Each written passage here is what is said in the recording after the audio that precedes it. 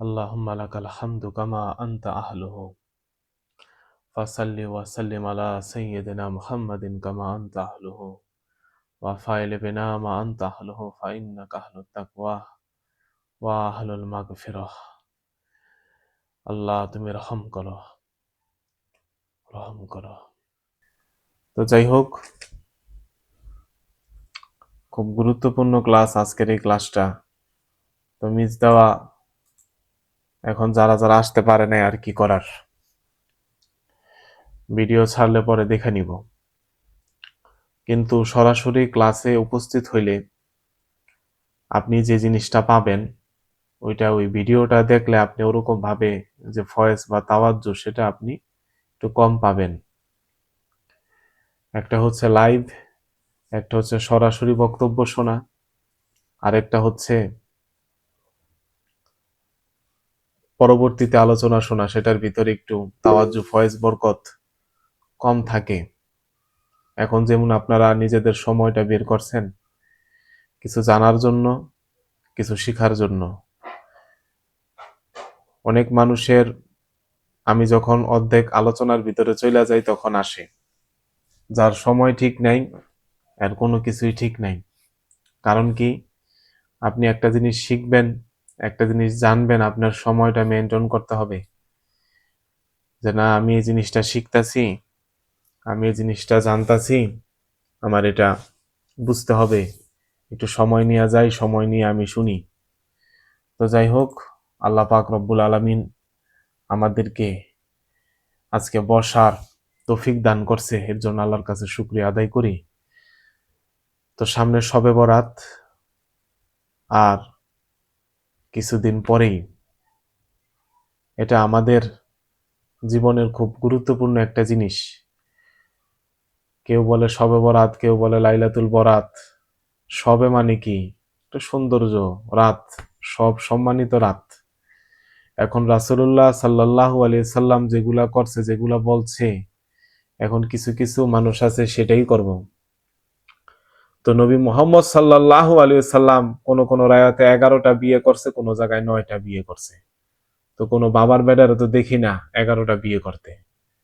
এক বোর কাছে খায় মাইর, পিছার বাড়ি, ঝাড়ুর বাড়ি, 11টা বিয়ে করবো কেমনি? রাসূলে পাক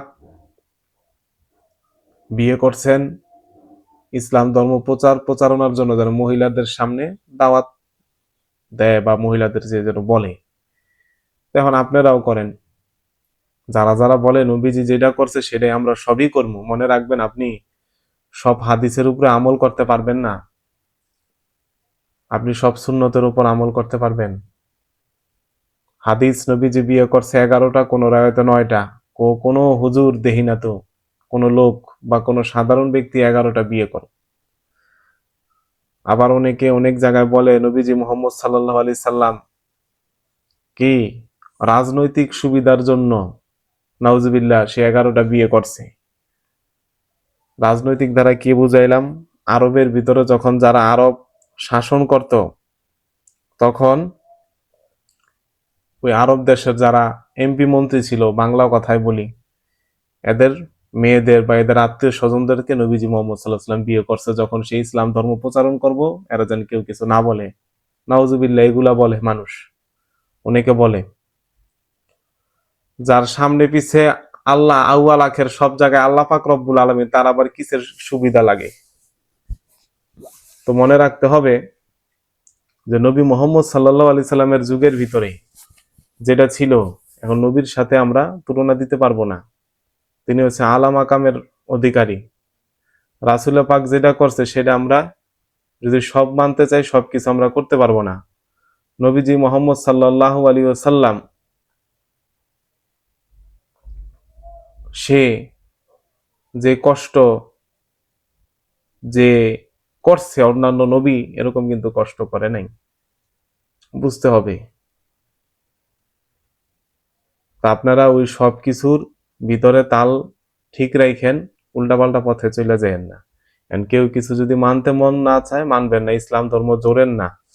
যার মানতে মন চাইবো তার সে মানবো, যার মানতে মন না চাইবো সে মানবে না। এখানে জোর জবরদস্তি কিছু নাই। জোর কইরা কাউরে আপনি কোনো কিছু করতে পারবেন না। কথা বোঝা গেছে? দেখেন, এরকম বর্তমান যুগ। এখন আপনাদের এই জায়গায় যারা সাবালক আছেন, দুইটা কথা বলি। সাবালক বলতে কি, যখন আপনাদের বুদ্ধি হয়েছে, আপনাদের বুদ্ধি হওয়ার পরে দেখছেন যে একটা মসজিদে 200 জন 300 জন মানুষ, একটা মাদ্রাসায় মুসলমান হয়েছি, হয় নাই। কিন্তু খাজা গরিবে নওয়াজ, খাজা গরিবে নওয়াজ, খাজা বাবা 1,90,00,000 মানুষ মুসলমান বানাইছে। এটা কি মসজিদের দোষ, না ইমাম সাহেবের দোষ, না মাদ্রাসার দোষ? দোষ কারো না। দোষ দোষ কারো না। দোষ কার জানেন? দোষ হইল আমাদের মনের। আমাদের ভিতরে প্রেম নাই। কি নাই? খাজা বাবার ভিতরে প্রেম ছিল, আমাদের ভিতরে প্রেম নাই। এখন এরকম একটা সময় এসে পড়ছে, যে বেড়ায় রাস্তায় সবুজ টুপি পরে ঘুরতাছে, মানে যে গরম সুন্নি, ও চিন্তা করতেছে যদি আমি রাস্তায় সুন্নি পাই, তাহলে আমি সুন্নিরে সালামাল কি দিমু। আবার যে সাদা টুপি পরছে, ওই চিন্তা করে বাইরিতেছে, না রে, আমি যদি রাস্তায় সাদা টুপি পাই, তাই আমি সাদা টুপি আলারেই সালাম দিমু। দুইজনের ভিতরে এত ঘৃণা, এতই, বুঝছেন? কেউ কাউরে দেখতে পারে না। এখন জমানো হয়ে গেছে এরকম, যে বেটা কালা টুপি পরছে, আর ওই কালা টুপি, ওই যে কালা দেখছে, এই তুই কালাই পরবি। এই যে আমি এরকম টুপি পরি, আমি কোনোদিন বলছি আপনাদেরকে যে আপনারা আমার মতো টুপি পরেন? জোর নাই, আপনি সাদা টুপি পরেন, আরে মিয়া রুমাল বাইন্দা নামাজ পড়বেন, আপনার নামাজ হয়ে যাবো গা। সাদা টুপি, কালা টুপি, সবুজ টুপি, নবী মুস্তাফা সাদা টুপিও পরছে, কালো টুপিও পরছে, সবুজ টুপিও পরছে। রাসূলুল্লাহ সাল্লাল্লাহু আলাইহি সাল্লামের সবচেয়ে বেশি পোশাক পছন্দ ছিল সাদা। কি? সাদা। পরবর্তীতে সবুজ, পরবর্তীতে কালো। এখন যার যেটা ভালো লাগে সে সেটা পরবো। এখন যে বেটা সাদা পরছে দেখে এখন হ্যাঁ আপনি এমনি দেখবেন, আবার যে বেটা সবুজ পরছে হ্যাঁ দিবেন হলো বেদাতি, এগুলা করা যাব না। প্রেম থাকতে হইব। প্রেম না থাকলে আমাদের ভিতরে কিছু আসবে, কিছু আমরা পাবো না। যদি আমাদের ভিতরে প্রেম না থাকে বাবা, ঘৃণা থাকা যাইব না, বুঝছেন? তো প্রেম আছে দেখাই পৃথিবীটা আজকে টিক্কা আছে। প্রেম না থাকলে কিন্তু টিক্কা থাকতে পারতো না। ভালো মানুষ আছে দেখাই আমরা দুনিয়ার ভিতরে আছি। তো খবরদার, টুপি লইয়া খোঁচাখুচি করবেন না। যার যেটা পড়তে মন চায় সে সেটা পরবো। যে যা সাদা টুপি মাথায় দিচ্ছে আলহামদুলিল্লাহ, যে সবুজ টুপি মাথায় দিচ্ছে আলহামদুলিল্লাহ, ঠিক আছে? এখন আপনি ধরেন সে একজন ভুল পথে আছে, ধরেন আপনি যদি আগেই ওর ভুলটা তোরে বুঝাইতে হবে, হেকমতের সাথে আরে বুঝাইতে হবে। আপনি যদি করে এই তোর বাসায় খাবারও খামু না, ঠিক আছে, ও হ্যাঁ তোর বাসায় খাবারও খামু না, তোর লগে ইয়া করুম না, সে করুম না, তুই বেদাতি, তুই খারাপ, তাইলে আপনার আমল নামায় কিন্তু গুনায়া বললো বেশি, আপনি আরো বুঝাইলেন না। তো যাই হোক, এগুলো হলো হুজুরদের কথা, হুজুরদের আলোচনার কথা। আমি পাগল মানুষ, আমার কথা হইল অন্য। তো এই জায়গায় কথা রাইখা দিলাম। তো আজকে আমরা দুইটা জিনিস শিখব। একটা হচ্ছে আয়াতুল কুরসির নকশা, একটা বলছিলাম আপনাদেরকে একটা নকশা দিব। 2 নাম্বার বলছিলাম মোরাকাবা, যেটা আমার সুফি মেডিটেশন চলতেছে, এই বিষয় নিয়ে আমি আলোচনা করব 2য় নাম্বার ক্লাসে। তো দেখেন, আমাদের শরীরের ভিতরে কিছু ইন্দ্রিয় আছে।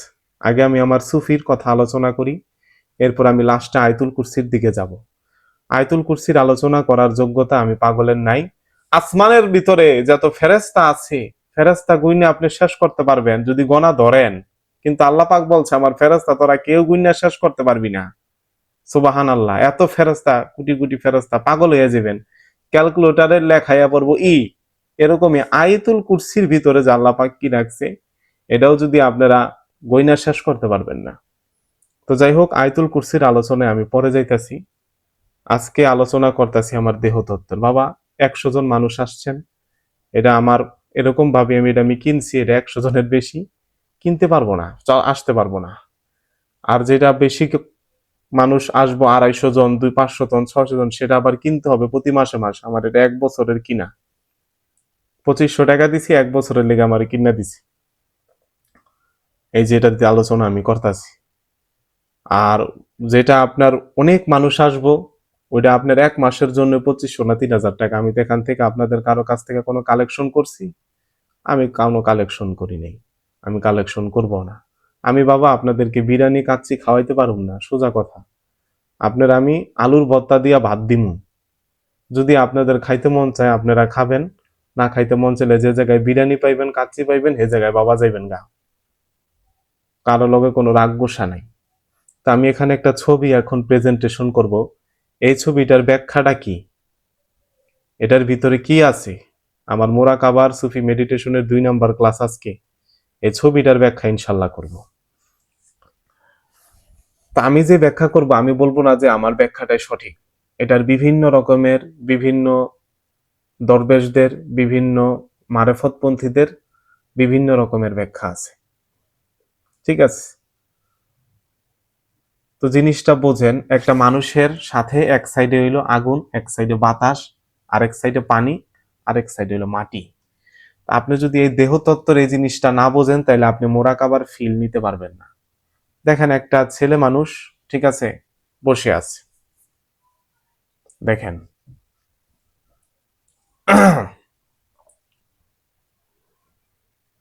তো যে কথাটা বলতে নিছিলাম 2বার আমার থামাই দিছেন, কারণ কি আমার মনোযোগ দিতে হবে এই জায়গায়। এটা আমার যে আমি আগে বইয়ের ভিতরে লেখা রাখছি বা কোনো বইয়ের থেকে বলতাছি এরকম কিছু না রে বাবা।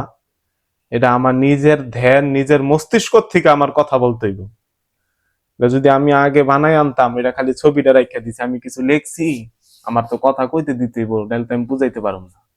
সারা জীবন তো দেখে আসলেন যে কি, এটা আগে বোঝেন। এখানে আলোচনা করবো এই ছবিটা নিয়ে 15 মিনিট, আর লাস্টে আয়াতুল কুরসির নকশাটা নিয়ে আলোচনা করব। তো মাটি, আল্লাহ পাক রব্বুল আলামিন হযরত আদম আলাইহিস সালামকে মাটি থেকে সৃষ্টি করেছেন। মাটি থেকে আদম আলাইহিস সালামের সৃষ্টি করছে, এখানে মাটি দেখা যাচ্ছে, আচ্ছা গেল। তো পরবর্তীতে আমরা যারা আছি মানুষজন, কোরআনের সূরা আলাকের ভিতরে পাবেন আমি মানুষকে সৃষ্টি করেছি জমাট রক্তবিন্দু, ঠিক আছে। নুতফা, সূরা ইয়াসিনের ভিতর আছে নুতফা মানে কি বীর্য, আরেক জায়গায় পাইবেন দুর্গন্ধযুক্ত পানি। এভাবে অনেক ব্যাখ্যা পাওয়া যাইব। কিন্তু তো এখানে আমাদের প্রত্যেকটা মানুষের শরীরের ভিতরে, ইন্দ্রিয়র ভিতরে আধ্যাত্মিকভাবে 4টা উপাদান থাকে: আগুন, পানি, মাটি, বাতাস। তো এই ছবির এখানে দেখেন, যেখানে দেখা যাচ্ছে নাভিটা, হ্যাঁ, এখানে দেখা যাইতেছে আগুন। আগুনটা দেখেন উপরের দিকে উঠতেছে, আবার এখানে আগুনটা দেখা যাচ্ছে গোল, একটু গোল। এখানে দেখা যাইতেছে একটা লাভ, এখানে দেখা যাইতেছে আর একটা আলো। আর মাথার দিকে দেখা যাচ্ছে কি একটা ফুল, ফুলের মতো। আর তার চারপাশে এখানে হইলো বাম দিকে আগুন, উপরে হইলো বাতাস, নিচে মাটি, এখানে হইলো আবার পানি। এটা হইলো আমাদের শরীরের ভিতরে কিভাবে কি আছে। আগুনের ব্যাখ্যাটা আমি আগে করি। দেখেন, প্রত্যেকটা জিন আল্লাহ পাক রব্বুল আলামিন বলতেছে পবিত্র কোরআনে সূরা রহমানে, আমি জিনকে সৃষ্টি করেছি অগ্নিশিখা থেকে, ঠিক আছে। এই অগ্নিশিখা, জিন মানে কি, এটা একটা আগুন, কামনা, বাসনা। কারণ আমাদের শরীরের ভিতরে যে জিন আছে, আমি সেই জিনের কথা বা ওই শয়তানের কথা বলতেছি না। আমাদের শরীরের ভিতরে যে কামনা বাসনা আছে, চাহিদা আছে, সেটাকে বুঝাইতেছে আগুন। এখানে দেখাইতেছে নাভিটা। নাভি কি, মানুষের শরীরের ভিতরে যৌনতা, কামনা, বাসনা, যে লিঙ্গ, স্ত্রীলিঙ্গ, ঠিক আছে, পুলিঙ্গ। তো যেটা আমি বলতাছি, এই আগুন হচ্ছে আমাদের শরীরের একটা কামনা। আগুনটা হচ্ছে কি, আগুনটা হচ্ছে আমাদের শরীরের একটা কামনা, আমাদের একটা বাসনা, যেটা আমাদের শরীরের ভিতরে আমার এটা লাগবে, আমার সেটা লাগবে, আমার এটা সেটা। আর এটা সেটা লাগার থেকেও সবচেয়ে মূল হইলো কি, যে তার যৌনতাটা, যৌন বিষয়, যে সেক্সুয়ালি বিষয়, ঠিক আছে। এইটা হইলো মেন। অন্যান্য আমার গাড়ি লাগবো, বাড়ি লাগবো, হুন্ডা লাগবো, এটা লাগবো, সেটা লাগবো, এটি হইলো ছোট বিষয়। মূল হইলো যে যারে নিয়ন্ত্রণ করতে পারলো। যদি আপনি একটা রাস্তা দিয়ে যাচ্ছেন, আপনার একটা মেয়ে যাইতেছে, আপনি মেয়ের দিকে খারাপ নজরে তাকাইলেন কেন, আপনার ভিতরে একটা আগুন আছে। ওই আগুনটা আপনারা বলতেছে যে তুই চাকা কামনা বাসনার ভিতরে আপনারা ফালাই দিতাস। তো আগুন, তো এই আগুনটা ব্যাখ্যা হইল এই। আরেক জায়গায় সুফিরা বলছে যে আমাদের শরীরের ভিতরে যে রাগ আছে, ক্রোধ আছে, সেটা হচ্ছে আগুন। কিন্তু সবচেয়ে প্রসিদ্ধ ব্যাখ্যা যে মানুষের শরীরে যে যৌনতাটা আছে, যে চাহিদাটা আছে, হ্যাঁ, যে কামনাটা আছে, এটাই হলো আমাদের ভিতরে হলো একটা আগুন। তো এই আগুনটা দমায় রাখতে হবে। বড় বড় সুফি বা বড় বড় আউলিয়া কেরাম এটাকে বলে হলো নফস। ঠিক আছে। আবার 10টা লতিফার কথা বলে, নফস আলাদা, আগুন আলাদা। দেখেন, নফস হচ্ছে আমাদের কি সবচেয়ে বেশি একটা মানুষের কি দরকার। দেখেন, মানুষ গাড়ি ছাড়া বাড়ি ছাড়া, যারা আল্লাহ পাকের পাগল, এদের কোনো কিছুই লাগে না, কোনো নারীর মোহমায়া নাই, এরা এদের মতো থাকে, এদের ভিতরে কোনো কামনা বাসনা আসে না। এই আগুনটা তারা এক সময় পানি বানায়া ফালায়। কি বানায়া ফালায়? পানি বানায়া ফালায়। তখন এদের ভিতরে আর কোনো কামনা বাসনা আসে না। ঠিক আছে। এই হইলো আমাদের আগে আগুনের ব্যাখ্যা। আগে আমি 4টা ব্যাখ্যা করি, তারপর বলতাছি। এরপর হচ্ছে পানি। পানি কি? দেখেন আপনি, এই যে যে আমরা চোখের পানিটা, চোখের পানি, একটা মানুষ যখন আঘাত পায়, কষ্ট পায়, তখন হের চোখ দিয়া পানি আসে। ধরেন এখন একজনের তোরে 20,000 টাকা দিন, তুই একটু কাইন্দা দেখা, ওই চোখ টিপবো টিপবো টিপবো, টিপতে টিপতে টিপতে টিপতে ইচ্ছা করিয়া হইলেও একটু আইতে পারে, চোখটা একটু লাল হইতে পারে। ঠিক আছে। কিন্তু আরেকটা হলো যে কষ্ট পাইছে, আঘাত পাইছে মনের ভিতরে, তখন হ্যাঁ টিপনও লাগে না, টিপ দেওয়া লাগে না, টিপ ছাড়া তার চোখ দিয়া পানি এসে পড়ে। এটাও কি তার মনের ভিতরে আঘাত দেওয়া। এই হলো আমাদের শরীরের ভিতরে পানি। আবার অনেকে বলছে যে না, এটা চোখের পানি না। ঠিক আছে, ওইটা হচ্ছে বীর্য। আপনারা এই জায়গায় সব বড় মানুষ আছি, তো আমি আপনাদেরকে যতটুক বলা যায় আমি ততটুক বলবো, শালীন ভাবে। স্প্রাম কিভাবে? তো এই স্প্রামটা শরীরের কোথায় থাকে? কেউ বলে আপনার মস্তিষ্ক থাকে, মাথার ভিতরে থাকে। তো মাথা যদি কাটি, এই মুহূর্তে 1 ফোঁটা কিন্তু স্প্রাম পাওয়া যাবে না। কেউ বলে অন্ডকোষের ভিতরে থাকে, অন্ডকোষ কাটলে 1 ফোঁটা স্প্রাম পাওয়া যাবে না। এটা কোথায়? কেউ বলছে যে না, আমাদের শরীরের ভিতরে আল্লাহ পাক যে পানি দিছে, এটা চোখের পানি না, এটা হচ্ছে আমাদের কি স্প্রাম। এটারে নিয়ন্ত্রণ করতে হবে। এটারে নিয়ন্ত্রণ করতে হয় কিভাবে? বাতাসের সাহায্যে, যেটাকে আমরা বলি হইলো বায়ু। যেমন আপনি অবিবাহিত মানুষ, আপনার শরীরের ভিতরে হঠাৎ করে কি আইতাছে?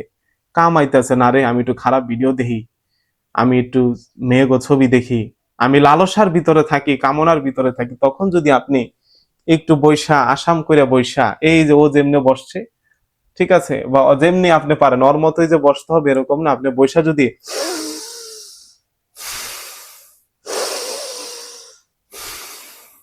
এমনি 40 বার নিঃশ্বাস নেন, দেখেন আপনার শরীর পুরো ঠান্ডা হয়ে যাবে, আপনার কিছু পড়তেও হবে না। এটা যুগে যুগে মুনি ঋষি, সাধক, তপস্কুল, এরা সবাই তপস্যা করছে।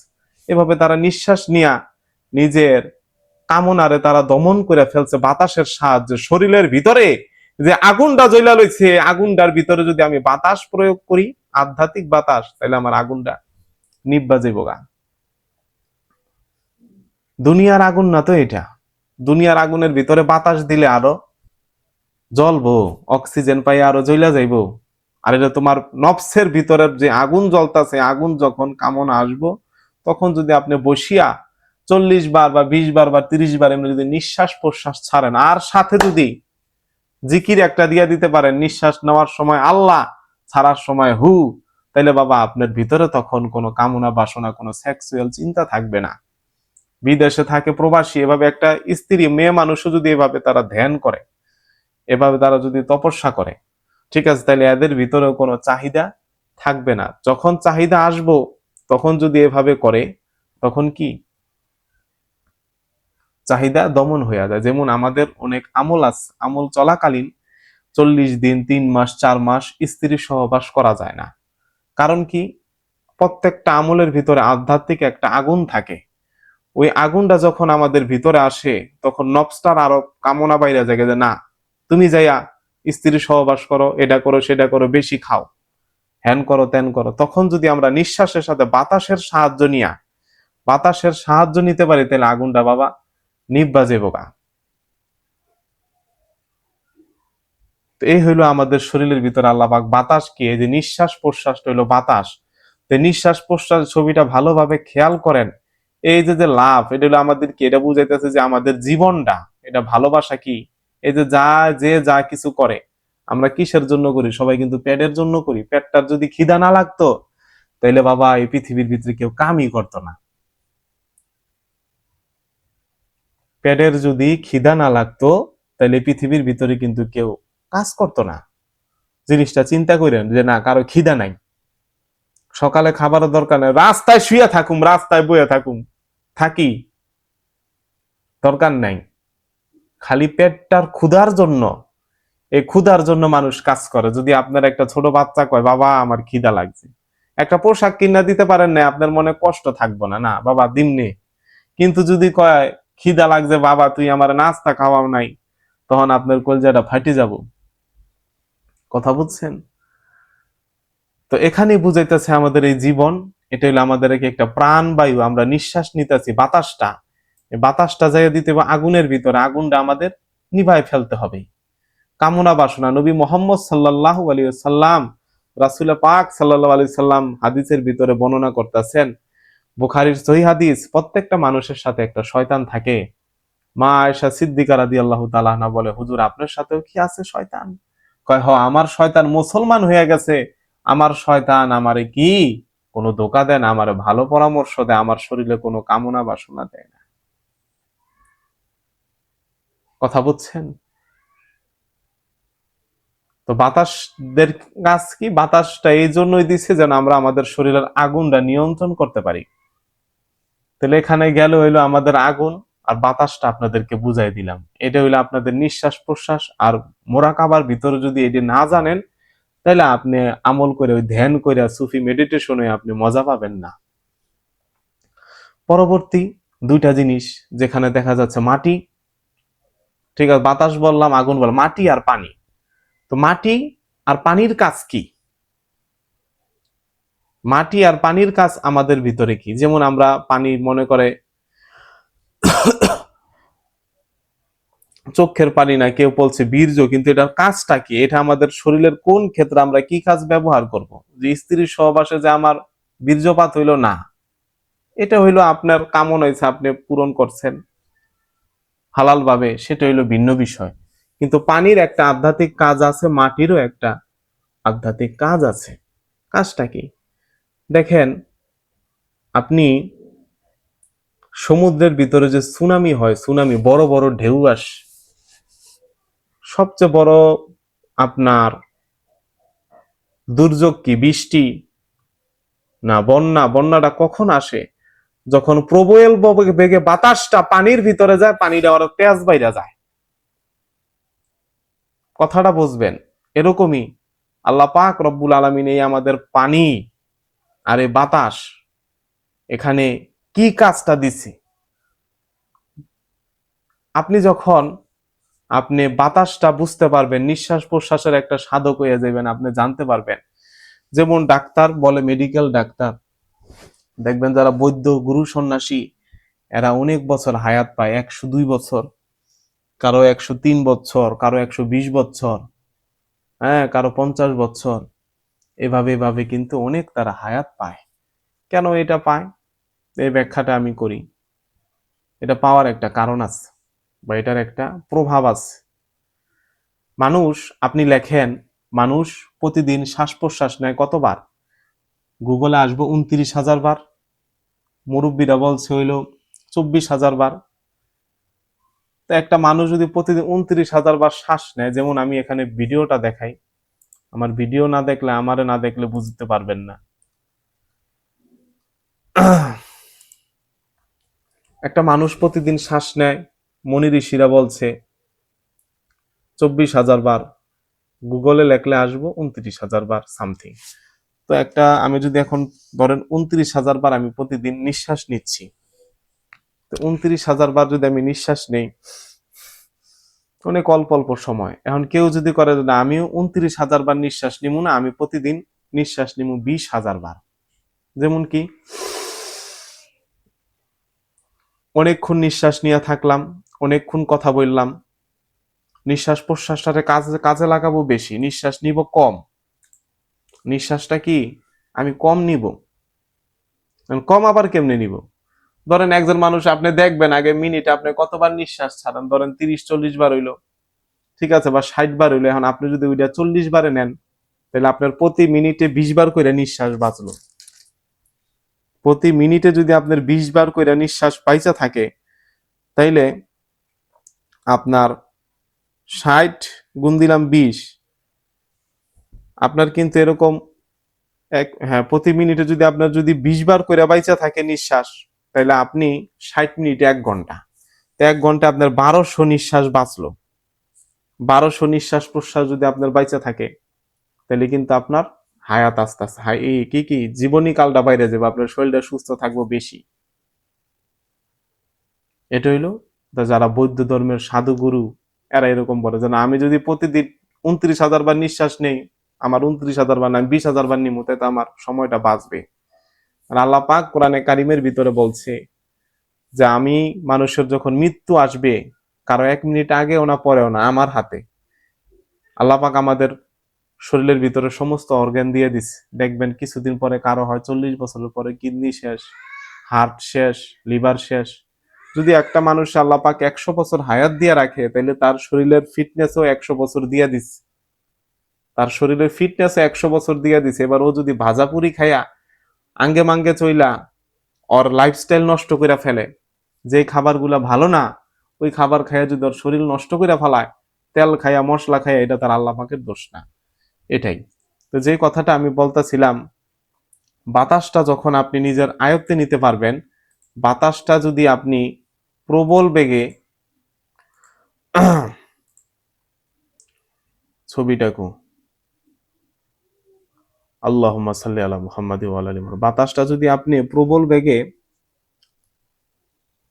কন্ট্রোল করতে পারেন, তখন পানির সাহায্য নিয়া বাতাসের শক্তি এবং পানির শক্তি কিন্তু আপনি বাড়াইতে পারবেন। মানে আপনার ইন্দ্রিয় শক্তিটা আপনি বাড়াইতে পারবেন। এখন এটা আপনারা বুঝতেও পারেন, জিনিসটা নাও বুঝতে পারেন। আমি একবারে নর্মাল ভাবে বুঝাই। নর্মাল ভাবে বলতে কি, ধরেন আমরা নিঃশ্বাস প্রশ্বাস নিতেছি, এটা বাতাস চলতেছে, আর আমার শরীরটা হইল সমুদ্র। এখন এই সমুদ্রের ভিতরে যদি দীর্ঘভাবে বাতাস দেন, দেখবেন পানির ভিতরে যদি আপনি বাতাস দেন, পানিগুলা দূরে চলে যায়। তার মানে আপনার শরীরের আধ্যাত্মিক শক্তি বাইরে যাবো গা, যেটা বড় বড় মুনি ঋষিরা করছে, নিঃশ্বাস প্রশ্বাসের মাধ্যমে নিজের নিয়ন্ত্রণ করা। এই হইল বিষয়বস্তু। ওই ছবিটা তো দেখছিনি, লাস্ট যে মাটি, আল্লাহ পাক রব্বুল আলামিন বলতেছে আমি মাটি হতেই তোমাদেরকে সৃষ্টি করেছি, আবার মাটির ভিতরেই তোমাদের যেতে হবে, আবার মাটির থেকেই তোমাদের উঠতে হবে। মাটির জিনিসটা বোঝা খুব কঠিন। আল্লাহ পাক রব্বুল আলামিন এই 4টা ইন্দ্রিয়রে মাটির ভিতরে আমাদেরকে কি কেন দিল, এটা খুব রহস্যময় জিনিস। ইনশাল্লাহ এই মাটির আলোচনাটা আমি এখানে রাখলাম। পরবর্তী ক্লাসের ভিতরে আমি মাটি থেকে শুরু করব। কারণ কি, প্রত্যেকটা বিষয় নিয়মতান্ত্রিক থাকে, আমার সবকিছুর সময় আমি ঠিক রাখি। এখন আমি এই জায়গায় 1.5 ঘন্টা 2 ঘন্টা কথা বললাম, আমার কাজ আছে, আপনাদেরও কাজ আছে। 35 মিনিটের ভিতরে আমি যতটুকু বোঝানোর চেষ্টা করলাম।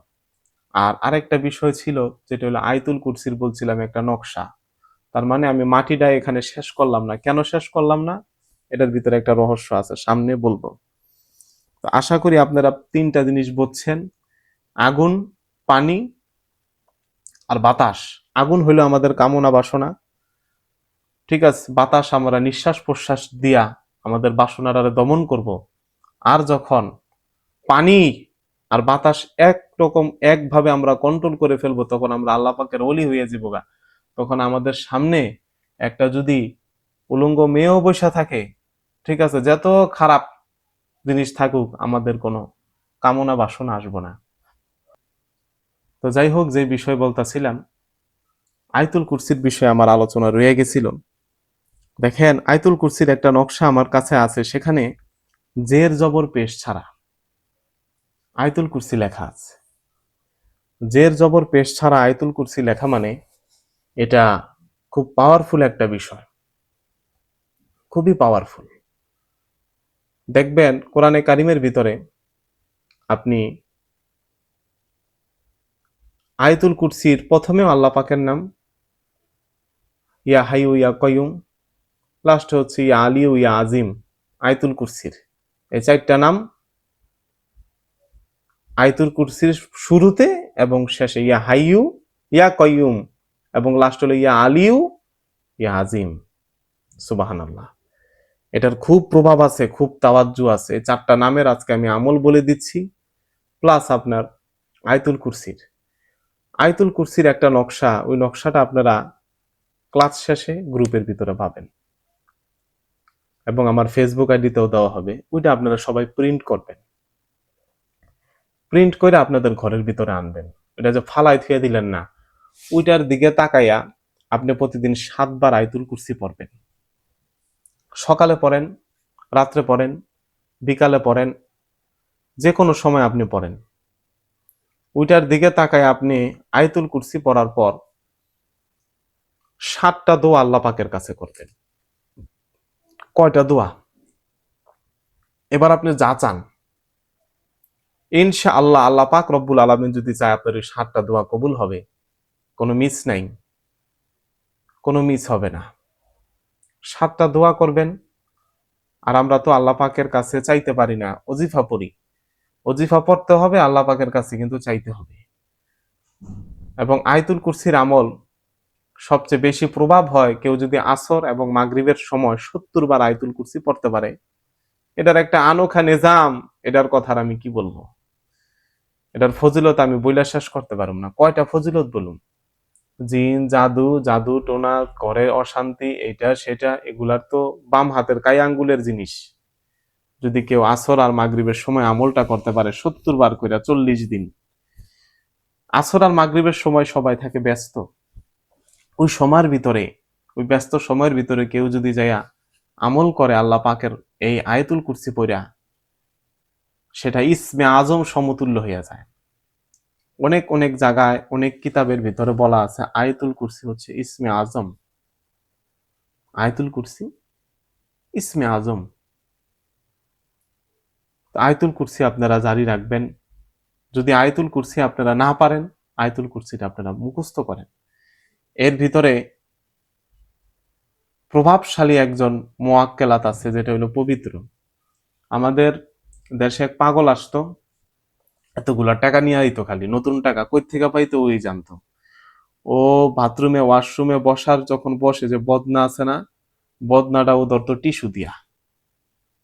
টিস্যু না পাইলে কাঁঠাল পাতা পুতা দিয়া ধরতো। মানে সে এত পবিত্র থাকতো, বারবার খালি অজু করতো, মানুষের সাথে বেশি কথা বলতো না।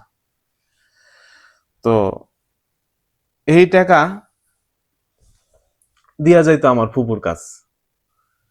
আল্লাহর বান্দা তো মারা গেছে করোনার সময়। করোনা ভাইরাস হয় নাই, কোনো ভাইরাস টাইরাস ছাড়াই ভাবে মারা গেছে। তো আমার ফুফু করছে কি, ওই পাগলের 7,000 টাকা ছিল একটা ডিব্বার ভিতরে ভরা। যে না, আমি দরকার, টাকার দরকার, 2,000 টাকা আমি এই জায়গা থেকে ভাঙি খরচ করি, আমি রাত্রেবেলা থুইয়া দিব না, পাগলের অনুমতি ব্যতীত। ওই টাকা বলে এখনো আছে, রাইখা দিস। পাগল আর আসে নাই।